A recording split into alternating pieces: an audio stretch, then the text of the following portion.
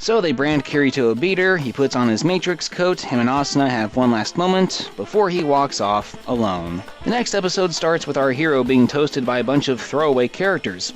I mean, by a bunch of soon-to-be long-established characters, of course. They thank him for saving their lives and ask if he'd want to join their shitty guild. He says yes, and the next day they go off to fuck around. The leader of the group, Keita, tells Kirito about his plan to get his small group strong enough to join the assault team. Okay.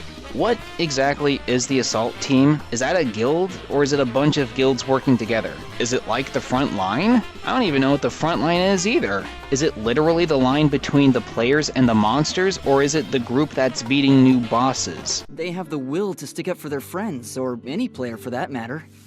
Truth is, I like to think we have that same kind of drive, even though we still need their protection. What's that supposed to mean? Come to think of it, how are people coming up to higher floors? Do they have to beat the previous floor's boss too? Or is it a case of, if a boss is beaten once, the way to the next floor is open to anyone? We share our information and resources with civilian players all the time, and we don't charge a thing for it. We maintain order in the chaos of battle, so that all players can leave this world as quickly as possible. Oh, so it's a case of everyone has to beat it before they can move on, and that's what that guild is for. Otherwise, what's the point of having your HQ set up on the first floor, and making sure your guild is an established presence, especially on the early floors? But then if that's the case, then how did these goobers, the Flying Death Kittens or something, manage to get past that crazy first floor boss that even Jesus and Fastest Sword in the East had a hard time handling? That other army guild I just talked about hadn't been formed yet, and so there wasn't any service to help weaker people move up to higher floors more easily. And speaking of which, Wait, what was I originally talking about?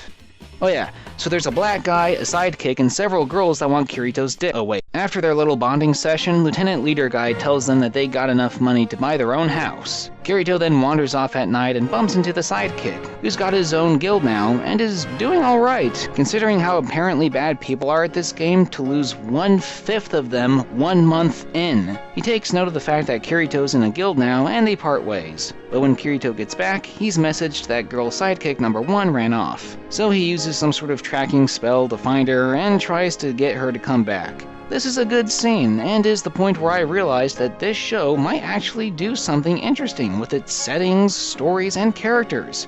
Well, I mean, mostly anyway. But if she was so scared of dying, then why didn't she just stay in the town of beginnings? Was she peer pressured into leaving by her real-life pals that almost died due to recklessness had it not been for Kirito saving them? Here's to the guy who saved our lives! To Kirito! To Kirito! Thanks. Yeah, man. Thank you. Saved us back there. Thank you. I can't tell you how scared I was. And it made me so happy when you came to save us. I guess it's possible that she already tried explaining to them how she didn't want to go and they just didn't take her seriously, when they've been pretty much doing that all episode long. But again, if she was that scared to the point of contemplating suicide, then why didn't she just tell them all to fuck off and go do her own thing? It's not like they were threatening her to go along with them. So anyways, Kirito tells her, "It's gay, Arbiter. It's all gone BK." And that calms her down. The following day, while Leader Guy goes to buy their house, the rest of the group decides to make a little more cash to buy drugs. They go into a dungeon and spot a secret room, which weirds Kirito out. Guy in yellow opens the door, sees a treasure inside this rather conspicuous room, and rushes in to open it. Hero then tells them to stop, but Yellow Guy, wait, is that racist? Opens the chest and activates a trap that leads to everyone getting horribly murdered except for our hero. So if Kirito had a bad feeling about this room, then why didn't he continuously yell at Leroy Jenkins to stop? I guess he was tired of babysitting them and didn't feel like preserving their lives in any way. And no matter what, I promise I'll protect all of you. Oh.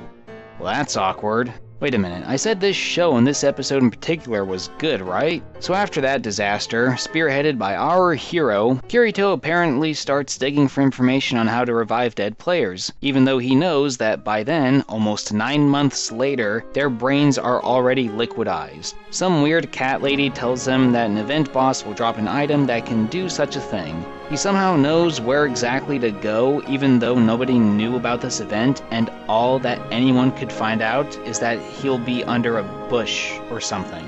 Then Sidekick and his gang runs across Kirito and tries to team up with him. They argue, then some dudes show up and they fight. Kirito kills Santa Claus and gets the thing but doesn't want it and is like, If someone dies in front of you someday, make sure you use it. Then some other sad stuff happens. Kirito finds out what female side chick said as she died, and whatever. Oh yeah, and leader guy kills himself or something. It's all depressing and ironically the high point of the show. But with it being the best that the season will get, means that unfortunately it's all downhill from here. But at least it's a slow decline in terms of all-around quality, or at least I think it is. I've been wrong about that before. Episode 4 starts with some annoying kid and her even more annoying lizard leaving a group, or guild, or whatever, only to wind up getting said annoying lizard bodied to set up the McMuffin for this episode, and nearly getting killed herself. But thankfully Kirito shows up in the nick of time to save her and to go on some wacky adventure with her. You know, like the last time he saved some people just in the nick of time. But unlike last time, Kirito uses an emotionally vulnerable girl for ulterior motives. I thought this guy was the hero. So after that, Kirito agrees to take this twerp, I think her name is Silicon, to the pet cemetery to revive her dead animal. They go back to town to plan out their trip. Hey, look! It's Silica! It took you a long time to get back. We were getting worried. No, hey, it's the two creepazoids from the first episode. They eat together, talk about the psychology of people online for a bit, when... Well, I think you're good, so... I mean, you saved me after all. Wow.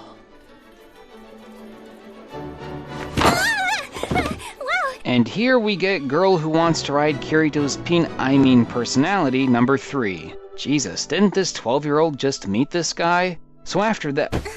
Oh, I thought we were done with the creepy stuff. Now we get fan service of a half-naked 12-year-old? What the fuck, Japan? Anyway, child and slightly older child plan their route to the cemetery and some asshole tries listening in on them. They then go to the level of romantic backdrops, rife with other couples, except for gays, fuck them as well, flowers, and hentai tentacles. The usual stuff associated with romance. Speaking of tentacles...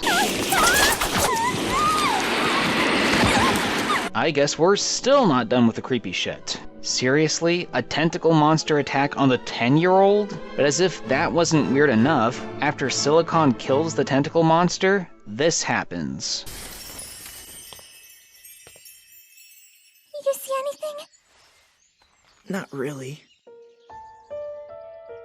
What the fuck kind of tone are they going for here? The way that scene played out, you'd think it would end on a somewhat lighthearted note, right? The scene was played up for laughs. Silicon was freaking out and yelling comical shit. Kirito wasn't taking the whole situation too seriously, if at all. But what was supposed to be the punchline instead comes across as this somber and emotionally scarring moment for the characters. I mean, I get that they were transitioning to a montage of them going through the level with Kirito having a personal moment with Silicon, but don't you think you could have changed the expression on her face to being a little more whimsical? Or at the very fucking least, hold off on the depressing music for a few more seconds? By not doing so, you're inadvertently validating my point on how disturbing an adolescent getting slightly molested by a tentacle monster is. And I kind of doubt that was your intended point. Unless this was all meant to be some kind of clever parody on how anime is generally perceived by the outside world, but I kind of doubt that.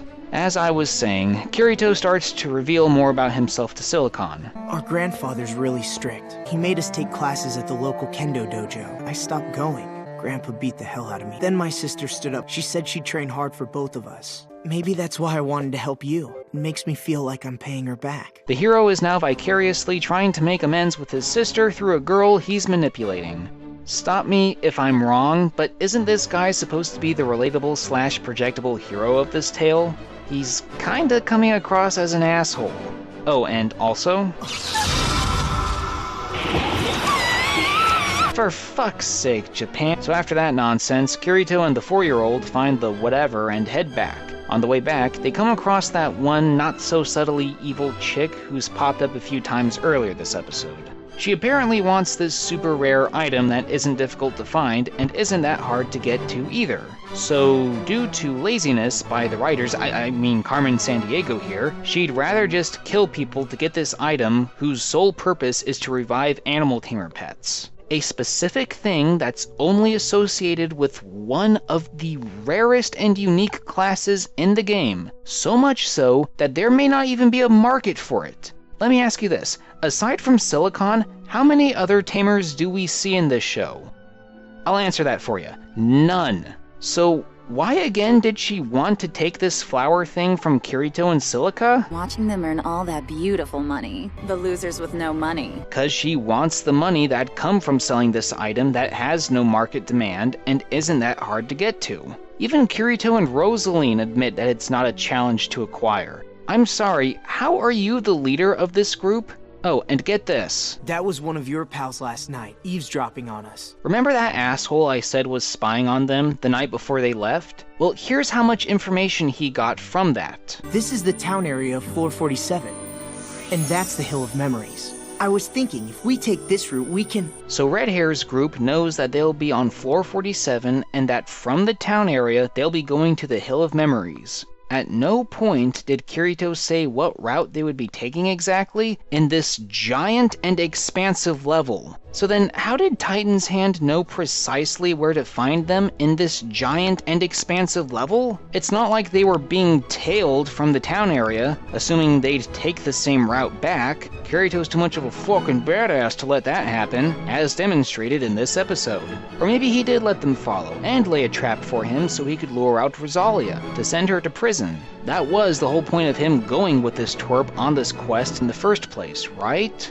Then why did he stop himself from saying more about their route and scare off the spy if Kirito knew that he was working for Titan's Hand? Wouldn't you want to make sure that your target knows exactly where to find you, and that the group he works for doesn't think that you're some kind of badass in case they pass up on ambushing you? So they ambush Kirito and the infant anyway, when it turns out the colorist fucked up and made one of the player characters' cursors green instead of orange. Kirito proceeds to kick their ass by not doing anything and takes Rosalia into custody. Hey, wait. Where did those spurs come from? So the two go back to town, Kirito apologizes for being a manipulative douche, they agree to meet back up in the real world in an unbelievably creepy way. We should meet up in the real world. That would be cool. 'Cause I like having you as a friend. Revive the annoying lizard thing, and I've still got 10 more episodes of this shit to get through. And it's only the first half of the season? Oh god, someone kill me now before this mistake goes on.